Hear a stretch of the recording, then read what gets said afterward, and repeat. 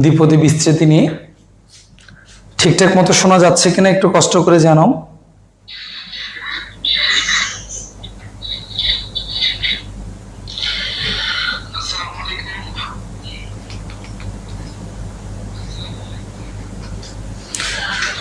আচ্ছা, আজকে আলোচ্য বিষয় হচ্ছে দ্বিপদী বিস্তৃতি। আমরা দ্বিপদী বিস্তৃতি নিয়ে আলোচনা করা শুরু করব। আজকে হচ্ছে দ্বিপদী বিস্তৃতির প্রথম ক্লাস, ঠিক আছে? তো দ্বিপদী বিস্তৃতি আলোচনা শুরু করার আগে আমাদেরকে সবার আগে যে পদ্ধতিটা আলোচনা করতে হয় সেটা হচ্ছে তোমার আরোহ পদ্ধতি। বাট আরোহ পদ্ধতি শুরু করার আগে তোমাদেরকে একটু জেনে রাখি বা তোমাদের জানার জন্য বলি। অ্যাকচুয়ালি প্রমাণ করার জন্য আমাদের মোট 3টা পদ্ধতি আছে, ঠিক আছে? 1 নাম্বার পদ্ধতি হচ্ছে তোমার গাণিতিক আরোহ পদ্ধতি। 2 নাম্বারটা হচ্ছে তোমার অবরোহ পদ্ধতি। 3 নাম্বারটা হচ্ছে বিরোধ পদ্ধতি।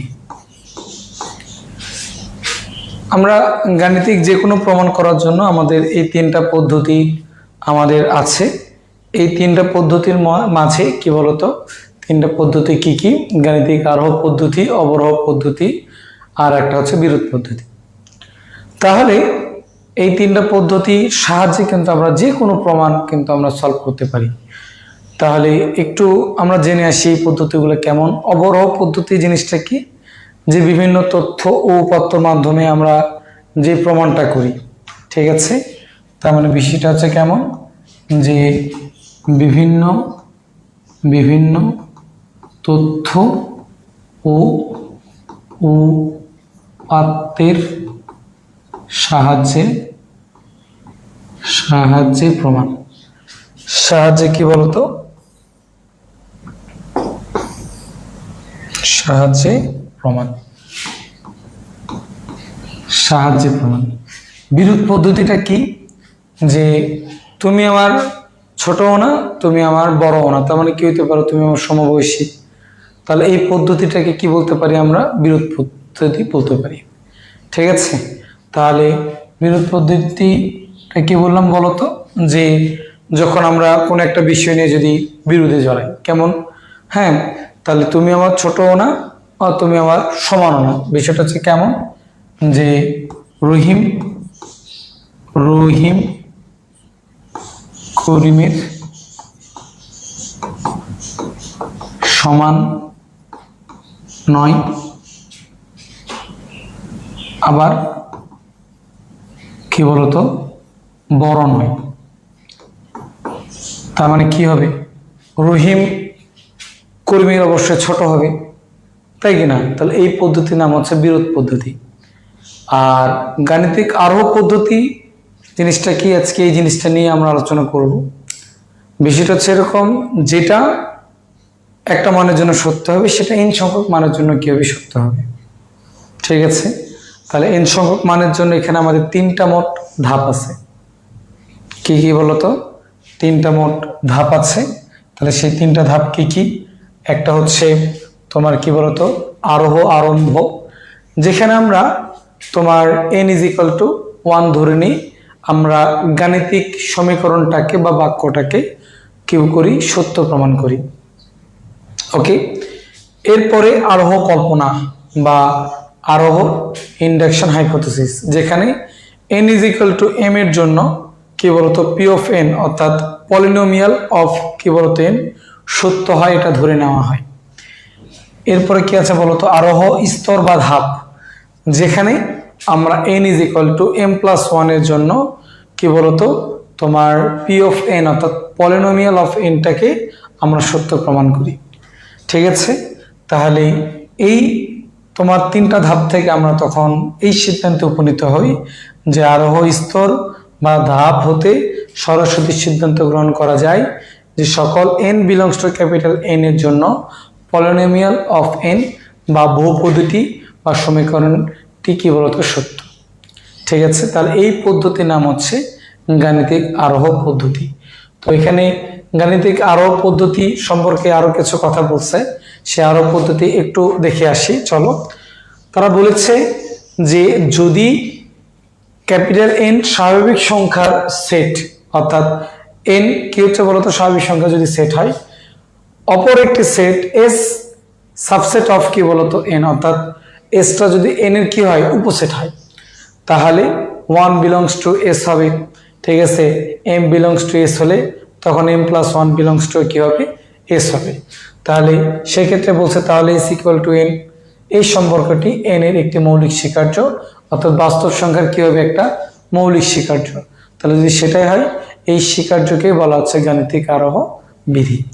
ওকে, এরপরে দেখো আমাকে বলছে আরোহ পদ্ধতি জিনিসটা কি, যে চলরাশি স্বাভাবিক সংখ্যা এন বিলংস টু, মানে কি এনটা যদি স্বাভাবিক সংখ্যা হয়, ঠিক আছে, সংবলিত কোনো উক্তি পলিনোমিয়াল অফ এন যদি এন ইজ ইকুয়াল টু 1 এর জন্য সত্য হয়, মানে কি এন এর জন্য যদি সেটা কি হয় সত্য হয়, এবং উক্তিটি n belongs to capital N এর জন্য সত্য ধরে নিয়ে তা যদি n is equal to m plus 1 belongs to n এর জন্য সত্য হয়, তবে উক্তিটি সকল n belongs to capital N এর জন্য কি হবে বলতো সত্য হবে। ওই বিষয়টা হচ্ছে এরকম যে যেটা এন ইজ ইকুয়াল টু 1 এর জন্য সত্য, সেটা n is equal to m এর জন্য সত্য ধরে নিয়ে তোমাকে n is equal to m plus 1 এখানে কি করতে হবে বসাইতে হবে। বসাই দিয়ে এখানে যত তোমার প্রমাণ আছে আমরা সেই প্রমাণগুলোকে কিন্তু করতে পারবো। ঠিক আছে, তো তোমাদের সুবিধার্থে এখানে তোমার 1 নম্বরে উদাহরণ একটা এখানে দেওয়া আছে, এটা খেয়াল করে দেখো, বেশ অনেকগুলো বোর্ডে এসেছে, তো তোমরা এটা সলভ করিও, আমি তোমাদের অনুশীলনী থেকে একটা সলভ করে দিচ্ছি। বাট এই জায়গাটাতে ছোট্ট একটা কিন্তু কথা আছে, বুঝতে পেরেছ? এই কথাটা হচ্ছে কি, তোমাদেরকে এখান থেকে বলি, তোমার ভাষাটা যদি তোমরা পারো লিখে নিও।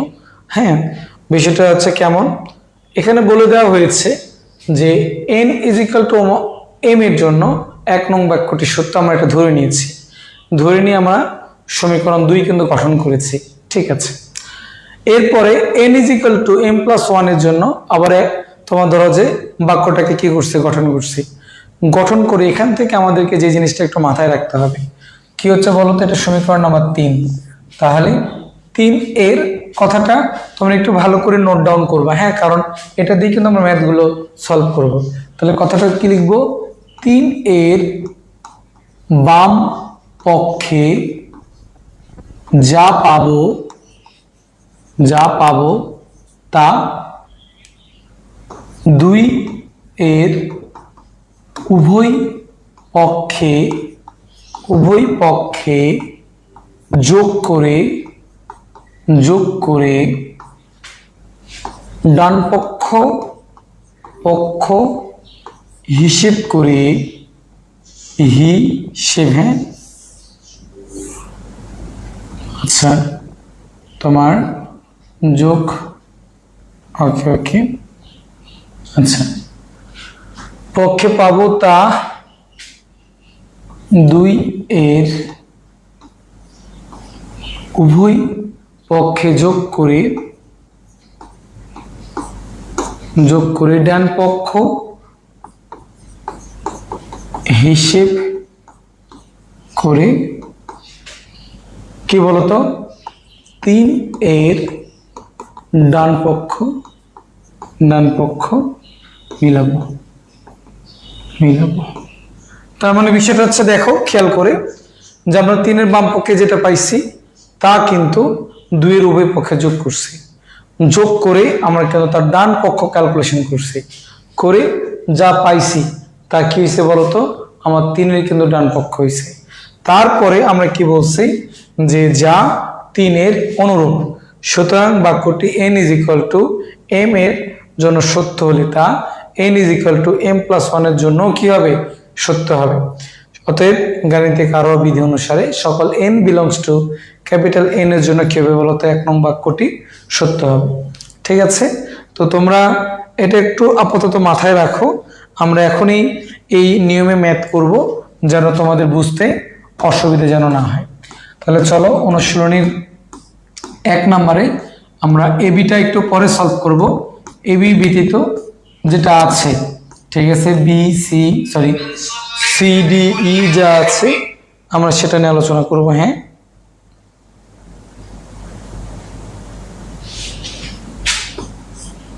আচ্ছা, একটু ভালো করে খেয়াল করো। তোমার সিডিই এফ এর মধ্যে থেকে তোমরা একটা সলভ করে নাও, ঠিক আছে? তো তোমরা চাইলে ডি নাম্বারটাও সলভ করে নিতে পারো। আচ্ছা, আমি যে কোনো একটা সলভ করে দিই। হ্যাঁ, ডি নাম্বারটা যেহেতু বেশিবার বোর্ডে এসেছে, বাকিগুলো তোমার চেষ্টা করিও। তাহলে ডিতে কি বলেছে, আমরা এটা গাণিতিক আরো পদ্ধতি বা বিধি অনুসারে এটাকে কি করব, সমাধান মানে প্রমাণ করবো এক কথায়, ঠিক আছে? এটাকে আমরা কি করব, আচ্ছা আমরা আলাদা পেজ নিই, এটা আমরা প্রমাণ করব যেহেতু। ওকে,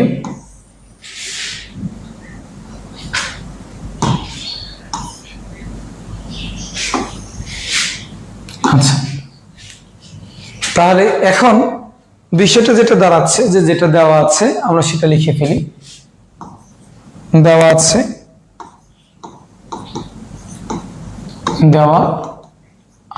কি দেওয়া আছে বলো তো?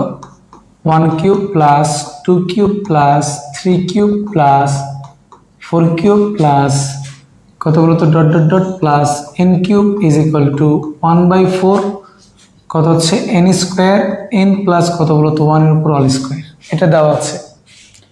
তাহলে শুরুতে কথাটা কি ছিল, যে আমাকে n ইজ ইকুয়াল টু 1 ধরে নিয়ে 1 নং বাক্যটি সত্য এটা প্রমাণ করতে হবে, তাই কিনা? তাহলে কথাটা কি লিখবো, যে n ইজ ইকুয়াল টু 1 এর জন্য 1 নং, এটাকে সমীকরণ নাম্বার 1 ধরে, হ্যাঁ, 1 নং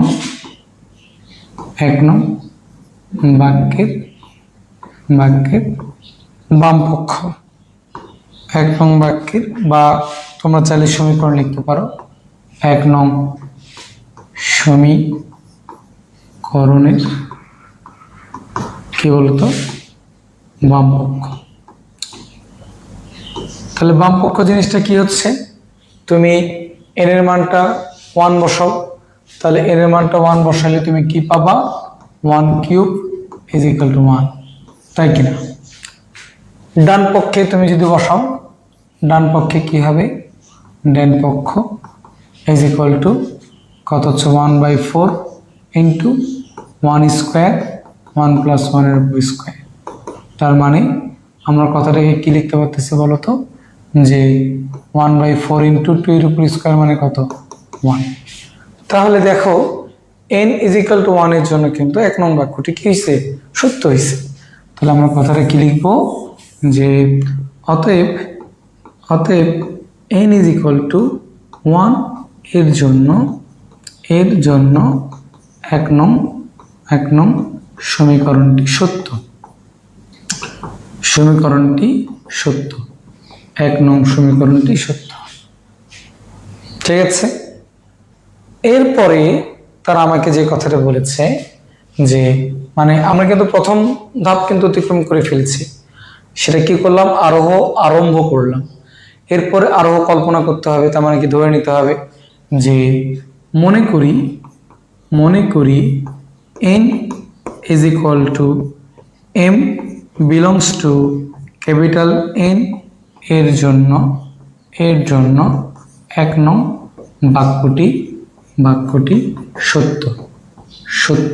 অর্থাৎ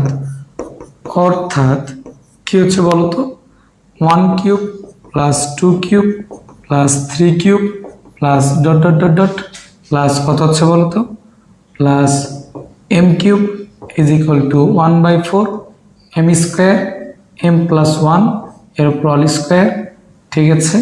এটা হচ্ছে সমীকরণ নাম্বার কত বলতো, 2। তাহলে এটা কি করলাম, আরোহ কল্পনা। এরপরে আরোহ স্তর বা ধাপে আমাদের করণীয় কি আছে, n is equal two m plus 1 ধরবো। তাহলে n is equal two m plus 1 belongs to capital N এর জন্য কি হচ্ছে বলতো, 1 নং বাক্যটি সত্য হবে যদি 1 নং বাক্যটি সত্য হবে যদি কি হয় বলতো, যে তোমার তোমার 1 cube plus 2 cube plus 3 cube plus dot dot dot plus m plus 1 all cube is equal two 1/4 into m plus 1 all square m plus কত হচ্ছে 2 অল স্কোয়ার। ওকে, অর্থাৎ m এর পরিবর্তে m প্লাস 1 বসানো হয়েছে। ওকে, তাহলে এটা কি হচ্ছে বলতো, সমীকরণ 3 কি হয়, সত্য হয়। সমীকরণ 3 সত্য হয়। ওকে, সমীকরণ 3টা কি হয় বলতো, যদি সত্য হয়। তাহলে এরপরে আমাকে আর কি বলেছে, তাহলে এখন করণীয়টা কি হচ্ছে বলতো,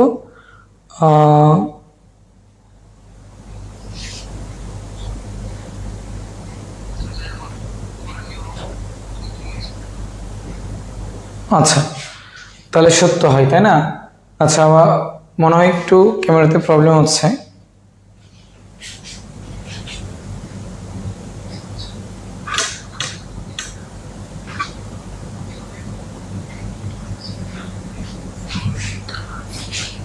তাহলে এখন কথা কি ছিল, যে 3 নং সমীকরণের বাম পক্ষে যা পাবো তা 2 নং সমীকরণের ডান পক্ষে যোগ করে দিব, তাই সরি উভয় পক্ষে যোগ করে দিব। তাহলে কথাটা কি দাঁড়াচ্ছে বলতো, যে এখন m প্লাস 1 অল কিউব কি বলতো 2 নং সমীকরণের অল কিউব 2 নং সমীকরণের উভয় পক্ষে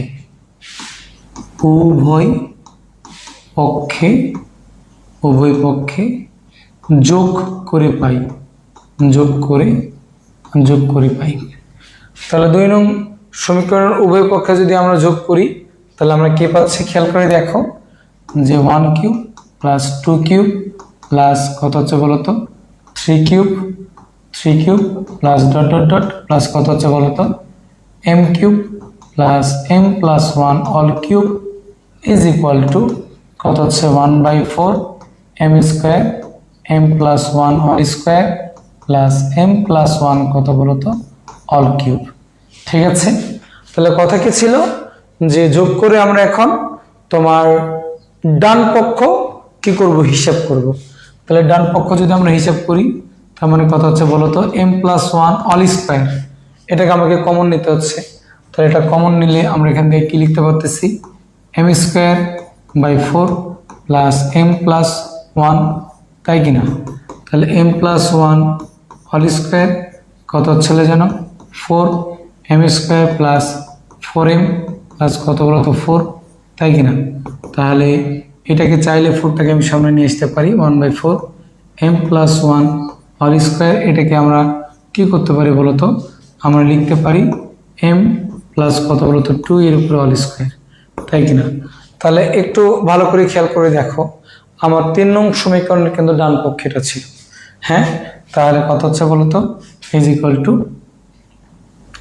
তোমার, তার মানে কত হচ্ছে বলো, যে অতএব কত হচ্ছে বলতো, যে n is equal two m plus m belongs to capital N এর জন্য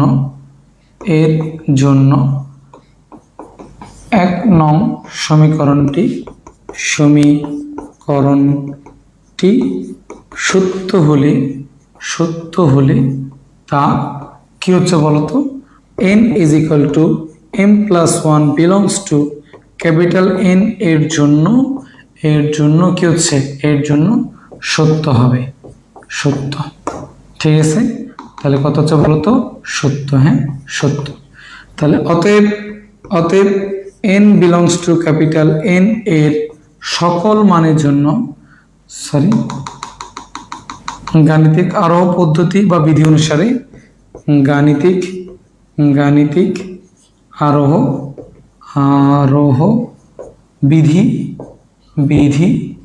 অনুসারে সকল n belongs to capital N এর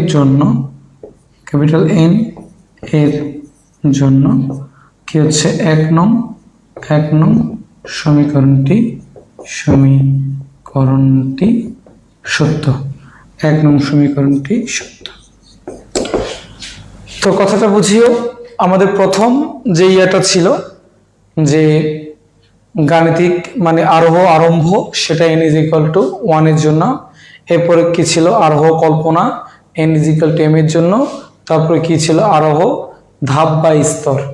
তারপর আমরা যে কথাটা বলেছিলাম যে 3 নং সমীকরণের বাম পক্ষে যা পাবো তা 2 নং সমীকরণ উভয় পক্ষে যোগ করে আমরা ডান পক্ষ মিলাবো।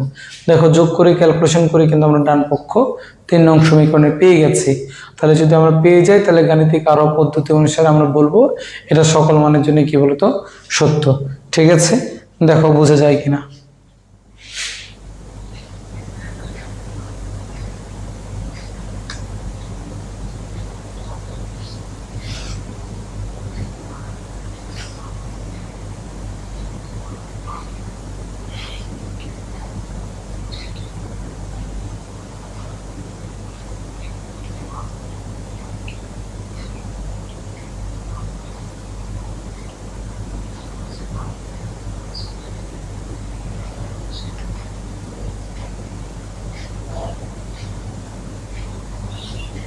চলে যাব সামনের দিকে। আমরা ডি করলাম। এই নাম্বার প্রবলেমটা দেখো, এটা কি বলেছে এ বা বি। আচ্ছা আমরা বি নাম্বারটাই করি, হ্যাঁ, যেহেতু 48 দ্বারা আছে। বি নাম্বার প্রবলেমটাতে কি বলেছে, গাণিতিক আরোহ পদ্ধতি অনুসারে এটা প্রমাণ করতে হবে। ঠিক আছে, তাহলে চলো দেখি ক্যালকুলেশন করলে কি পাওয়া যায়।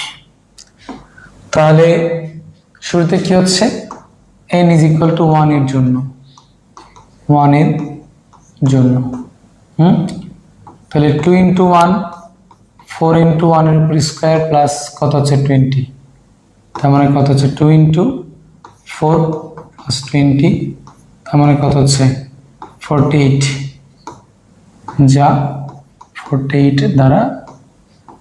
দ্বারা বিভাজ্য, যা কি বলতো 48 দ্বারা বিভাজ্য। ওকে, তাহলে এখন বিষয়টা কি দাঁড়াচ্ছে যে n = যদি আমরা কত ধরে নিই, n = m এর জন্য, তাহলে m এর জন্য বিষয়টা কি দাঁড়াবে খেয়াল করে দেখো, 2m 4m² + 20 বা 8, ভিতর থেকে 4 কমন নাও আর এমটাকে ভিতরে গুণ করে দাও, তাহলে m³ প্লাস কত হচ্ছে বলতো 5m, ঠিক আছে, = মানে 8 × 6k, তার মানে কত হচ্ছে 6×8 = 48k, যা 48 দ্বারা বিভাজ্য। তাহলে এখানে আমরা কি করলাম বলতো, আমরা এখানে যেখানে m³ + 5m = 6k ধরি, তার মানে আমরা এখানে তোমার m³ + 5m = 6k ধরছি। ওকে, তাহলে এটা আমরা কি কল্পনা করে নিলাম। এখন কাজ কি, n = m + 1 এর জন্য, তাহলে n = m + 1 এর জন্য কি হবে, তাহলে সেটা দেখতে হবে। তাহলে খেয়াল করে দেখো, আমি যদি এই মানটাকে বসাই দিই তার মানে কত হচ্ছে বলতো 2 × m + 1, ওকে, তারপরে কত হচ্ছে 4m + 1 এর উপরে হোল স্কয়ার প্লাস কত হচ্ছে 20, ঠিক আছে। তাহলে এখন আমরা যদি এই জায়গাটাতে ক্যালকুলেশন করি তাহলে আমরা কি পাচ্ছি যে 2 × m + 1, ওকে, 4m² প্লাস কত হচ্ছে বলতো তোমার 8m প্লাস, আচ্ছা আমরা এটা করলে একটু বেটার হইতো, তোমার 4টাকে ভিতর থেকে কমন নাও, তাহলে ভিতর থেকে কমন নিলে এটাকে আমরা কি লিখতে পারতেছি m² + 2m + 1 প্লাস কত হচ্ছে বলতো 4 কমন নিচ্ছি কিন্তু, তার মানে কত 5, ওকে। তাহলে এখন এখানে কত হচ্ছে 2 × 4, তার মানে কত বলতো 8, তাহলে কত থেকে যাই m+1, m+1 ইন্টু কত পাচ্ছি বলো তো, m square plus 2m plus কত বলো তো 6, ওকে 6। তাহলে এখন এটাকে আমরা কি লিখতে পারতেছি, 8 ইন্টু কত হচ্ছে গুণ করে দেবো। হ্যাঁ, তাহলে ভিতরে যদি এটাকে দ্বারা আমরা গুণ করে দিই তাহলে কত হচ্ছে m³ তারপরে কত বলতো plus 2m square plus 6m, ওকে 6m তারপরে কত বলতো plus m square plus 2m plus 6, তার মানে কত হচ্ছে 8, ওকে m³ প্লাস কত জানা হচ্ছে তোমার এখানে কত ছিল 6m আর 2m মানে কত 8m। তো আমার সুবিধার্থে আমি এটাকে এখানে কত নেব বলো তো 5m নিব। তাহলে 5m, তাহলে কত থেকে যাচ্ছে 2m স্কোয়ার m স্কোয়ার মানে কত 3m স্কোয়ার প্লাস কত হচ্ছে বলো তো একটা কিন্তু 3 থেকে যায় মানে 3m কিন্তু থেকে যায় প্লাস কত হচ্ছে বলো তো 6, কথা বুঝছো কিনা, মানে এখানে 5m এখানে কত 3m, তার মানে কত হচ্ছে দুটো মিলে 8m। তাহলে এখন এখান থেকে আমরা কি লিখতে পারতেছি 8, ওকে তাহলে এই জায়গাটা কত হচ্ছে বলতো এটা কিন্তু 6k, তাই কিনা 6 দ্বারা বিভাজ্য, কারণ এখানে কিন্তু আমরা ধরে নিছি যেখানে m³ plus 5m is equal two 6k। এরপরে কি আছে এখান থেকে তুমি 3mটাকে কমন নাও, তাহলে m প্লাস কত হচ্ছে 1, ওকে প্লাস কত হচ্ছে 6, তাই কিনা। তাহলে এখন বিষয়টা কি দাঁড়াচ্ছে এখানে m, m+1 ক্রমিক পূর্ণ সংখ্যা, ক্রমিক পূর্ণ সংখ্যা, ঠিক আছে। আর আমরা যদি দুটো ক্রমিক পূর্ণ সংখ্যার মধ্যে অবশ্যই মানে তাদের গুণফল কি হবে জোড় হবে, ঠিক আছে, জোড় মানে কি 2 দ্বারা বিভাজ্য, তার মানে কত হচ্ছে বলতো, অতএব m ইন্টু m+1 সংখ্যাটি কি বলতো 2 দ্বারা বিভাজ্য, ঠিক আছে। অতএব এটার সাথে যেহেতু 3 গুণ আছে তাহলে 3 ইন্টু m+1 সংখ্যাটি কত হচ্ছে বলতো 3 × 6, 6 দ্বারা বিভাজ্য, ওকে। অতএব এরপরে কত হচ্ছিল যেন সিম্পলি হিসাব করো, তাহলে 6k plus 3m into m+1 plus 6 কি বলতো সংখ্যাটি কি হচ্ছে বলতো 6 দ্বারা বিভাজ্য। তাহলে অতএব যেহেতু এই টোটাল সংখ্যাটাই 6 দ্বারা বিভাজ্য, তাহলে 6 × 8 মানে কত 48 দ্বারা বিভাজ্য, তাহলে আমরা কথাটাকে কি লিখতে পারি, অতএব 8 into 6k plus 3m into m+1 plus 6 সংখ্যাটি কত হচ্ছে বলতো আমার 6 দ্বারা বিভাজ্য, 48 দ্বারা বিভাজ্য, ঠিক আছে 48 দ্বারা বিভাজ্য, ওকে। তো তোমাদের সুবিধার্থে মাঝখানে আমরা একটা টান দিয়ে দিলাম যেন তোমরা সহজে বুঝতে পারো, ওকে। আচ্ছা, তাহলে আমরা কথাটাকে কি লিখতে পারি, সুতরাং গাণিতিক আরোহ বিধি অনুসারে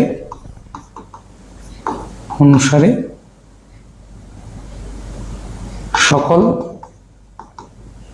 n belongs to capital N এর জন্য 4n² প্লাস 20 সংখ্যাটি 48 দ্বারা বিভাজ্য, ওকে। কারো কোনো কথা আছে কিনা?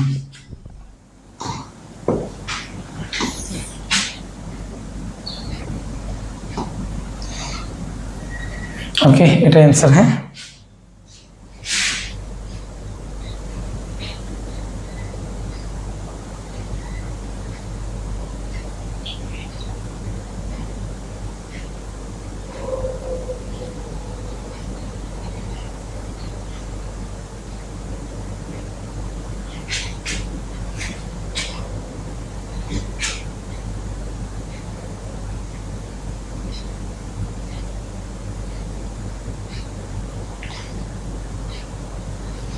চলে যাব নেক্সট ওয়ানে।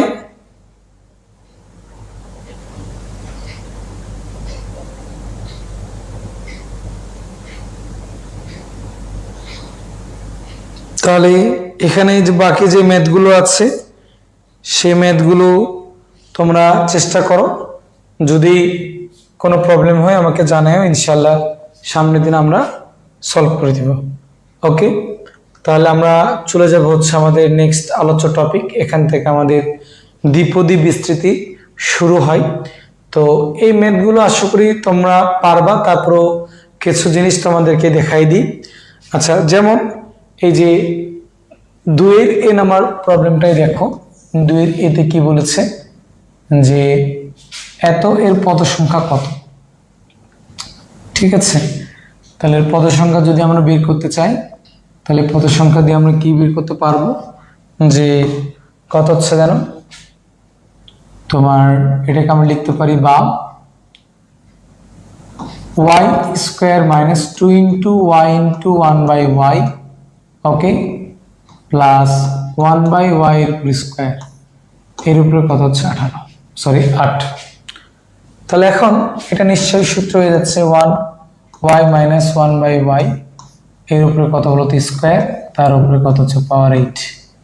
ওকে, তাহলে এখন এটাকে আমরা কত লিখতে পারি, যে y মাইনাস 1/y এর উপরে পাওয়ার 8 দুগুণ কত হচ্ছে 16। তাহলে আমরা জানি যে যদি একটা দ্বিপদী বিস্তৃতি a প্লাস বি পাওয়ার কত হয়, n হয়, তাহলে তার পদ সংখ্যা কত হবে, এর পদ সংখ্যা কত হচ্ছে বলতো, n প্লাস কত হয় 1 হয়। তাহলে এর পদ সংখ্যা কত হবে, 16 প্লাস 1 17। তাহলে এর পদ সংখ্যা বা বিস্তৃতিটির পদ সংখ্যা কত হবে বলতো, 16 প্লাস 1, তার মানে কত হচ্ছে বলতো 17। ঠিক আছে, এত ঠিক? হ্যাঁ, এত ঠিক। কারো কোনো কথা আছে কিনা? চলে যাব তারপরে আমাকে কি বলেছে,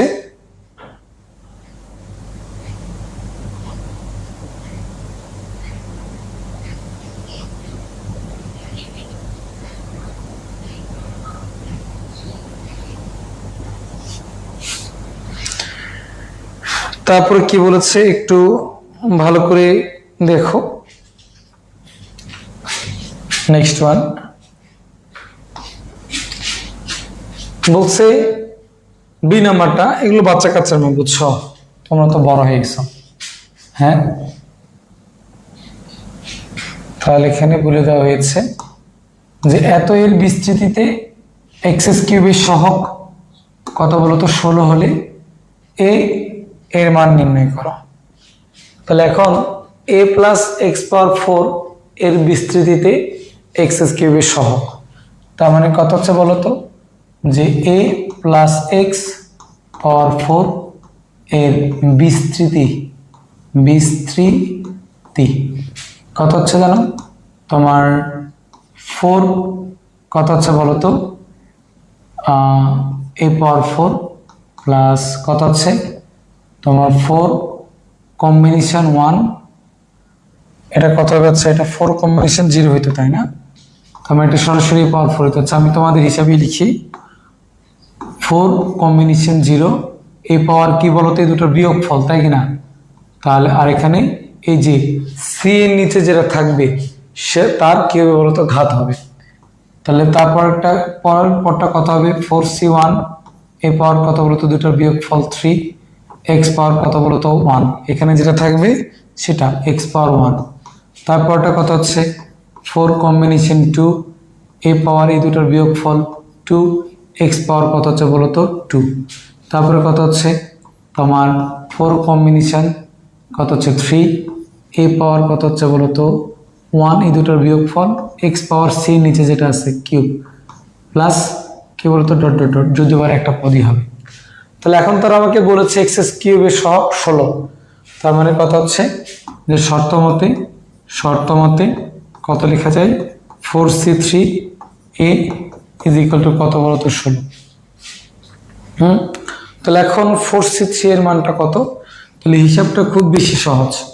সেটা হচ্ছে নিচে কত আছে 3, তাহলে তুমি 1 থেকে 3 পর্যন্ত যাও, 1 ইন্টু 2 ইন্টু 3, উপরে কত আছে 4, 4 থেকে 3 ঘর নিচে নামো, তাহলে কত হচ্ছে বলো তো 4 ইন্টু 3 ইন্টু কত বলো তো 2, তাহলে এই 2 কাটা, এই 3 কাটা, ওকে।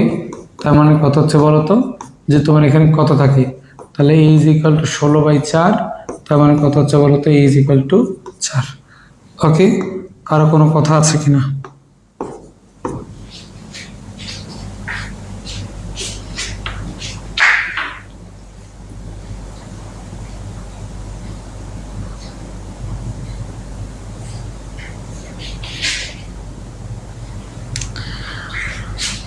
চলে যাব, এখানে মাথায় রাখিও NCR এর কিন্তু আলাদা সূত্র আছে। NCR মানে কি? n factorial r factorial n minus কত বলতো r ফ্যাক্টোরিয়াল। ওকে, NCR মানে কি বলতো n ফ্যাক্টোরিয়াল বাই কত হচ্ছে তোমার n factorial by r factorial into n minus কত বলতো r ফ্যাক্টোরিয়াল। হ্যাঁ, এটা কিন্তু সূত্র, বাট এই যে আমরা যেটা করলাম 4c3, এটাও কিন্তু একটা সূত্র, তোমরা চাইলে কিন্তু এইভাবে লিখতে পারো। হ্যাঁ, আচ্ছা, আমরা এরকম আরো দেখব, সামনের দিকে আগাই। তাহলে এটা কত গেল জানো? আচ্ছা, সিতে বলছে নিম্নের দ্বিপদী বিস্তৃতি মানে রাশিগুলোকে বিস্তৃতি করো এবং এত এত এর কি বলতো মানে দ্বিপদী বিস্তৃতি করতে হবে। ঠিক আছে, নিচে তার অ্যান্সারও দিয়ে রাখছে। তাহলে শুরুটা একটু ভালো করে খেয়াল করে দেখো, যেমন রোমান একটা সহজ আছে, রোমান 2টা তোমরা দেখতে পারো, রোমান 2। ওকে, তাহলে আমরা যদি এটাকে বিস্তৃতি করি তাহলে এটার বিস্তৃতিটা কেমন হবে চলো একটু দেখে আসি। তাহলে তুমি এটাকে কত ধরো, এই ধরো, তার মানে কত হচ্ছে এক্স প্লাস এক্স স্কোয়ার, মানে কি এটা প্রথম পদ, মাইনাস 2x³ ওকে, এটা হচ্ছে দ্বিতীয় পদ, এর উপরে পাওয়ার 4। তাহলে এখন এটাকে যদি আমরা ভেঙে লিখি, তাহলে এটাকে ভেঙে লিখলে কি লিখতে পারবো, 4 কম্বিনেশন 0, ওকে, এক্স প্লাস এক্স স্কোয়ার এর উপরে পাওয়ার 0, সরি পাওয়ার কি বলতো 4, ওকে, তারপরে কত হচ্ছে মাইনাস 2x³ এর উপরে পাওয়ার কত হচ্ছে বলতো, পাওয়ার হচ্ছে 0, প্লাস পরের পরটা কত হবে 4 combination 1 x plus x square এর উপরে পাওয়ার এই দুটোর বিয়োগফল 3, কত হচ্ছে তোমার মাইনাস 2x³ এর উপরে কত হচ্ছে বলতো, বা আমরা চাইলে এটাকে সরাসরি এইভাবে লিখতে পারি। ওকে, তোমার এর উপরে কত হচ্ছে বলতো পাওয়ার 1 প্লাস, তাহলে এটাকে ওইভাবে লিখি। হ্যাঁ, তোমার এটা কত হচ্ছে, আচ্ছা, তাহলে এটা পাওয়ার কত হচ্ছে 0, তাহলে তারপরটা পরের পদ কত হবে 4c2 x plus x square এর উপরে পাওয়ার 2 মাইনাস 2x এর উপরে পাওয়ার কত হচ্ছে বলতো 2 প্লাস 4c কত হচ্ছে 3x প্লাস এক্স স্কোয়ার এর উপরে পাওয়ার কত বলতো 1 মাইনাস 2x কত হচ্ছে কিউব, 2x³ এর উপরে পাওয়ার কত হচ্ছে বলতো 2x³ এর উপরে পাওয়ার কত বলতো 3 প্লাস কত হচ্ছে বলতো তোমার 4x plus x power x square পাওয়ার কত হচ্ছে বলতো 0, ওকে, তারপরে কত হচ্ছে তোমার মাইনাস 2x³ এর উপরে পাওয়ারটা কত হচ্ছে 4। ঠিক আছে, তাহলে এখন এটাকে আবার আমাকে কি করতে হবে, ভেঙে লিখতে হবে। তাহলে এটাকে যদি আমরা আরো ভেঙে লিখি, মনে রাখতে হবে 4c0 এর মানটা কিন্তু 1। ঠিক আছে, তাহলে এর মানটা যদি 1 হয় তাহলে থেকে যাচ্ছে কত, এর মানও কিন্তু 1, তাহলে x প্লাস এক্স পাওয়ার কত আছে, তাহলে এটাকে তোমরা চাইলে ভেঙে লিখতে পারো। তাহলে এটাকে যদি আমরা আবার ভেঙে লিখি তাহলে কত লিখবো 4 কম্বিনেশন কত হচ্ছে 0, তাহলে 4 কম্বিনেশন 0 এক্স এর উপরে পাওয়ার কত হচ্ছে বলতো 4 এক্স স্কোয়ার এর উপরে পাওয়ার 0 প্লাস কত হচ্ছে 4 কম্বিনেশন 1 এক্স এর উপরে পাওয়ার 3 এক্স স্কোয়ার এর উপরে পাওয়ার কত হচ্ছে 1, 4 কম্বিনেশন 2 এক্স এর উপরে পাওয়ার কত হচ্ছে 2 এক্স স্কোয়ারের উপরে পাওয়ার 2। তারপরে কত হচ্ছে 4 কম্বিনেশন কত বলো তো তোমার 3 এক্স এর উপরে পাওয়ার 1 এক্স স্কোয়ারের উপরে পাওয়ার 3 প্লাস কত হচ্ছে তোমার 4 কম্বিনেশন 4, তাহলে 4 কম্বিনেশন 4 এক্স এর উপরে পাওয়ার 0 এক্স স্কোয়ারের উপরে পাওয়ার কত বলো তো 4 প্লাস, তাহলে এটা গেল। এরপরে 4 কম্বিনেশন 1 মানে কিন্তু হচ্ছে 4, তাহলে এটা যদি 4 হয় ওকে, তাহলে এটার মানটা কত হচ্ছে বলো তো তোমার -2। তার মানে দুটো মিলে আমরা লিখতে পারতেছি কত যেন, দুটো মিলে আমরা লিখতে পারতেছি মাইনাস কত হচ্ছে 8 এক্স কিউব ইন্টু ভিতরে এটাকে ভাঙাবো, তাহলে এটাকে সরাসরি সূত্র লিখতেছি এক্স কিউব ওকে প্লাস 3 এক্স স্কোয়ার, তাহলে 3 এক্স স্কোয়ার এখানে এক্স পাওয়ার 4 আছে মানে কত হচ্ছে যে তোমার এক্স পাওয়ার 4 ওকে প্লাস 3 এটা কত হবে এক্স স্কোয়ার মানে কত 3 এক্স পাওয়ার কত হচ্ছে বলো তো 5, ঠিক আছে, প্লাস কত হচ্ছে বলো তো এক্স পাওয়ার কত 6, তাহলে এটা কত হচ্ছে এক্স পাওয়ার 6, ঠিক আছে। আচ্ছা, তারপরে আমরা যদি হিসাব করি তাহলে এটাতে এটা কত হবে 4 কম্বিনেশন 2, তাহলে এর মানটা কত লেখা যাচ্ছে 1 ইন্টু 2 অর্থাৎ কত হচ্ছে 6 নাকি, তাহলে এটাকে আমরা চাইলে লিখতে পারি 4 ইন্টু 3 1 ইন্টু 2, এটা সূত্র হচ্ছে কত বলতো এটাকে পাশে লেখা যায় 4 এক্স পাওয়ার 6 কত হচ্ছে বলতো x square plus 2 x cube plus x power কত বলতো 4 ওকে। এরপর হচ্ছে 4 কম্বিনেশন 3 মানে 4 ইন্টু 3 ইন্টু 2 1 ইন্টু 2 ইন্টু কত হচ্ছে 3, ঠিক আছে, এটাকে লেখা যায় কত, তাহলে তার আগে এটা তো কত হচ্ছে মাইনাস তোমার 8 এক্স টু দি পাওয়ার কত হচ্ছে বলো তো তোমার কত হচ্ছে 9, ঠিক আছে, আর এটাকে লিখতে পারতেছি আমরা এক্স প্লাস এক্স স্কোয়ার, তারপর এটা কত হচ্ছে বলো তো 4 কম্বিনেশন 4 এর মানটা কিন্তু হচ্ছে 1, এটা মান কত হচ্ছে 1, তাহলে এটাকে আমরা কত লিখতে পারি প্লাস 2, তার মানে কত 16 এক্স পাওয়ার কত হচ্ছে 12, ঠিক আছে। তাহলে এখন এটাকে যদি আমরা হিসাব নিকেশ করে লিখি তাহলে এখান থেকে আমরা লিখতে পারতেছি 4 কম্বিনেশন 0 এর মান কত 1, তাহলে এক্স পাওয়ার 4 ওকে, এটার মানে কত বলতো 4, তাহলে 4 এটা কত হচ্ছে বলতো এক্স পাওয়ার 5 ওকে, তাহলে এক্স পাওয়ার কত হচ্ছে 5, তাহলে এটার মানটা কত হচ্ছে এটার মানটা হচ্ছে কত বলতো 6, তাই কিনা, তাহলে এটার মানটা যদি 6 হয় তাহলে 6 এক্স টু দি পাওয়ার এটা কত 6 নাকি 6 এক্স টু দি পাওয়ার 6, তারপরটা কত হচ্ছে 4, তাহলে 4 এক্স টু দি পাওয়ার কত হচ্ছে বলতো 7 ওকে প্লাস তারপরের পরটা কত হচ্ছে তোমার 4 কম্বিনেশন, তার মানে কত হচ্ছে এক্স টু দি পাওয়ার কত হচ্ছে বলতো 8 ওকে, তাহলে এরপরে ভিতরটাকে গুণ করে দাও, তাহলে ভিতরটাকে গুণ করে দিলে কত হচ্ছে মাইনাস তোমার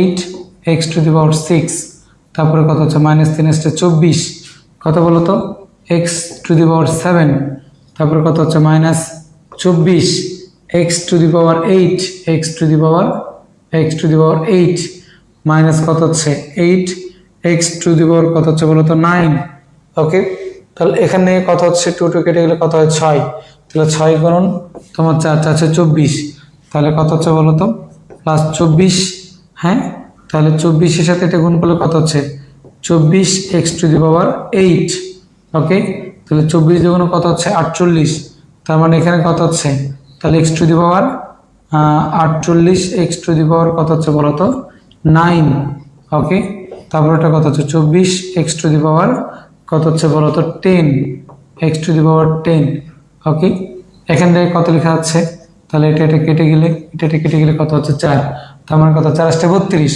তাহলে 32 মাইনাস 32 কত হচ্ছে বলতো এক্স টু দি পাওয়ার 10 ওকে, তারপর এটা কত হচ্ছে minus 32 x to the power 11 plus কত হচ্ছে বলতো 16 এক্স টু দি পাওয়ার কত হচ্ছে 12 ওকে।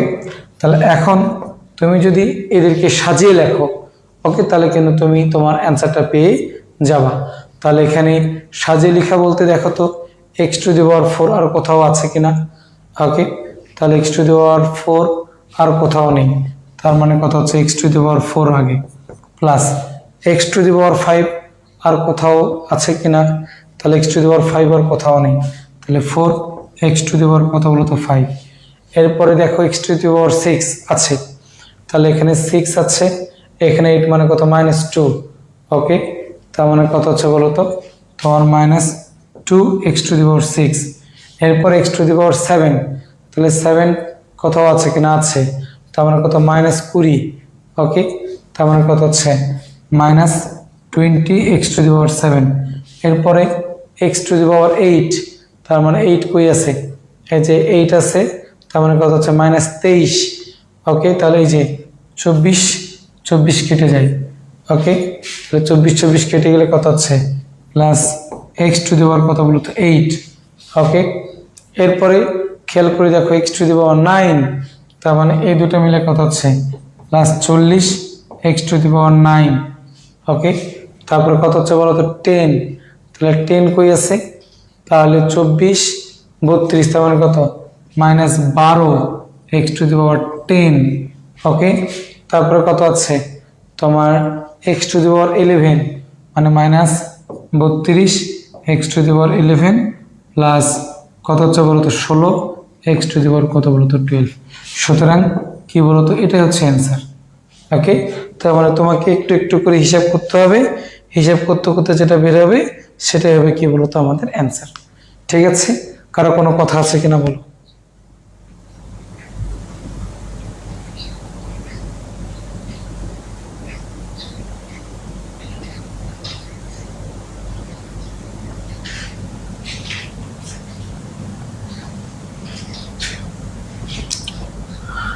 তাহলে আশা করি এটাতে আর কোনো প্রবলেম নাই। তাহলে চলে যাব হচ্ছে ডি নাম্বারটাতে। ডি নাম্বারটাতে কি বলেছে লক্ষ্য করো, বলছে যে এত এর বিস্তৃতিতে x⁻7 এর সহগ। হ্যাঁ, তোমরা এই ম্যাথ ক্লাস 9-10 কিন্তু করে এসেছো। ওকে, সুতরাং তারপরে একটু তোমাদেরকে করে দিই।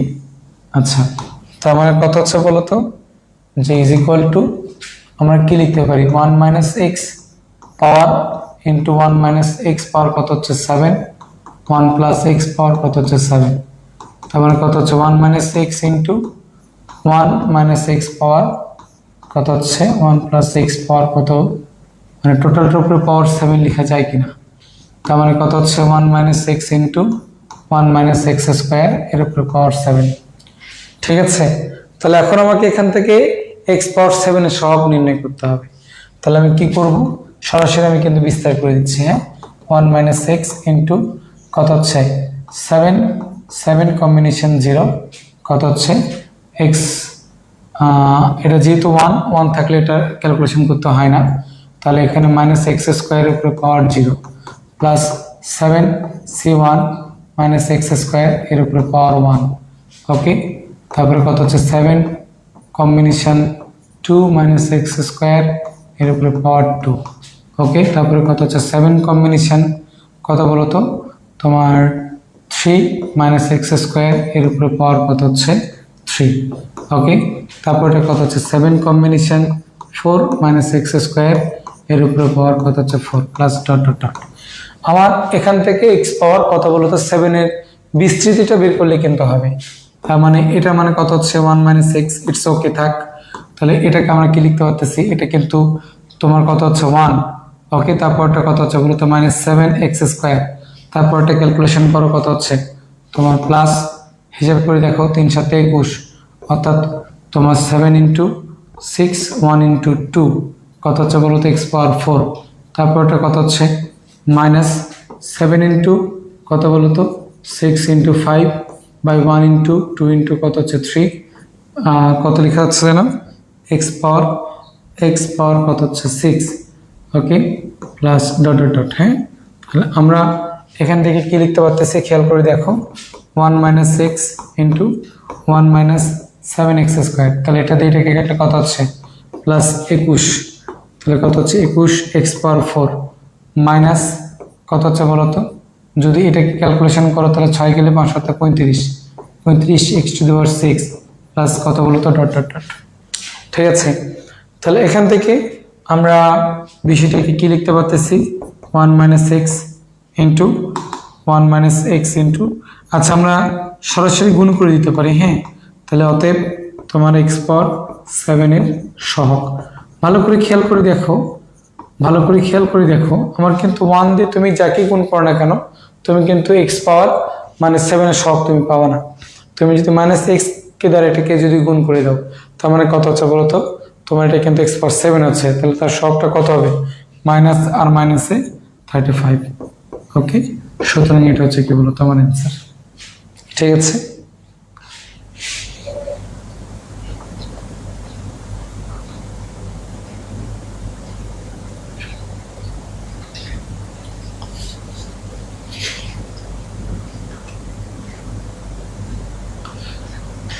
চলে যাব নেক্সট ওয়ানে। নেক্সট ওয়ান কি বলেছে আমাদের, এই নাম্বারটা খেয়াল করে দেখো। তাহলে এটাকে আমরা যদি ক্যালকুলেশন করতে চাই,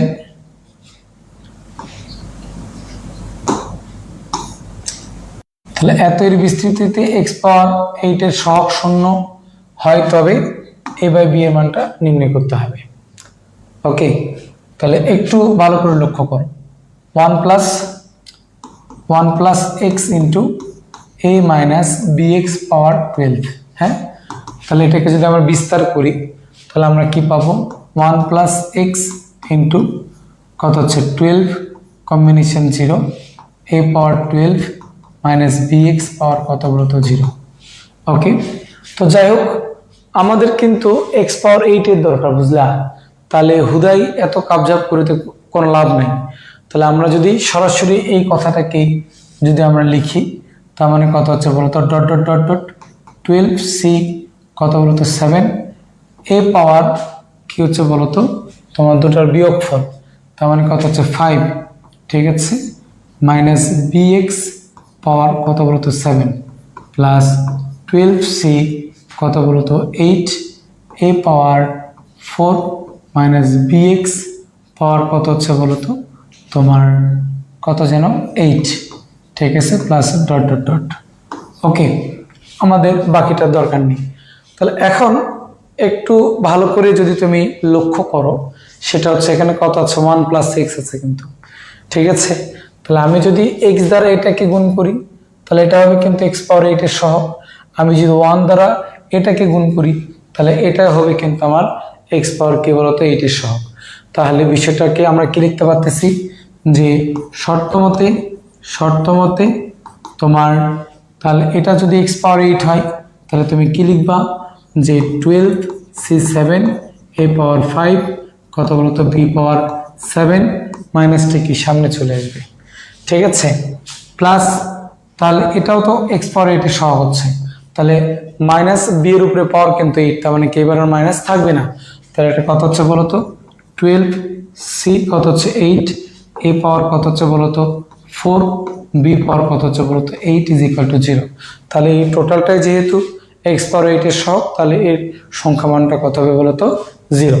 তাহলে এখন এটাকে আমরা কি লিখতে পারতেছি যে 12c7 a পাওয়ার কত হচ্ছে বলতো 5 তোমার b⁻7 plus is equal two 12c8 a⁻4 b⁻8। তাহলে এটাকে আমরা ভেঙে লিখতে পারবো কি বলতো, তাহলে 1 into 2 into 3 into 4 into 6 into 5 into 5 into 6 into 7, এখানে কত হচ্ছে 12 ইন্টু 11 ইন্টু 10 ইন্টু কত হচ্ছে 9 ইন্টু 8 ইন্টু 7 ইন্টু 6। তাহলে 1 2 3 4 5 6 7।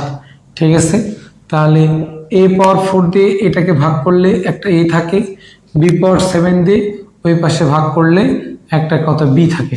তাহলে এটাকে তুমি কি লিখতে পারতেছো যে 1 into 2 into 3 into 4 into 5 into 5 into 6 into 7 into 8, আর এটা কত হচ্ছে 12 ইন্টু কত বলো 11 into 10 into 9 into 8 into 7 into কত 6 ইন্টু কত হচ্ছে 5। তাহলে এই জায়গা থেকে খেয়াল করে তুমি দেখো যে আমাদের কিন্তু এই টার্মটা কেটে যাচ্ছে। ওকে, এখানে 1 থেকে 7 কি বলতো, এখানে 1 থেকে 7, এখানে কত হচ্ছে বলতো তোমার 12 থেকে 6, এখানে কত 12 থেকে 6। তাহলে আমরা দিন শেষে কত লিখতে পারতেছি জানো, যে বা a বাই কত হচ্ছে b ইজ ইকুয়াল টু, তার মানে এখানে কত থেকে যাচ্ছে তোমার বিটা দিয়ে ভাগ করে দিলাম, তার মানে কত হচ্ছে বলতো 5/8। ঠিক আছে, এটাই অ্যান্সার। হ্যাঁ, অ্যান্সার।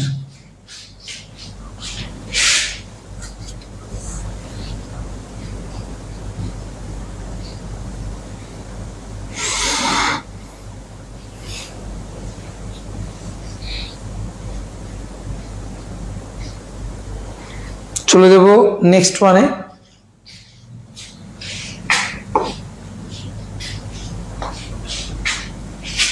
নেক্সট ওয়ান কি বলেছে আমাদের,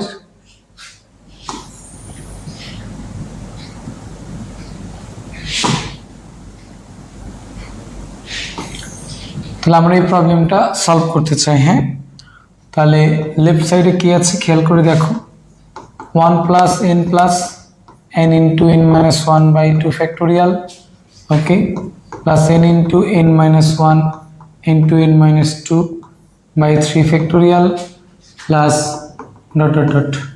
ঠিক আছে, into 1 plus 2n plus 2n into 2n minus 1 by 2 factorial, okay, plus 2n into 2n minus 1 by 2n minus 2 by 3 factorial plus dot dot dot.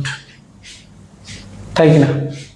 তাহলে এখন এই যে এটাকে একটু ভালো করে খেয়াল করে দেখো, এখানে কিন্তু কোনো পদ নাই, তার মানে তোমাকে বুঝতে হবে যেহেতু কোনো পদ নেই তার মানে কি এখানে সবগুলো কিন্তু সহগ।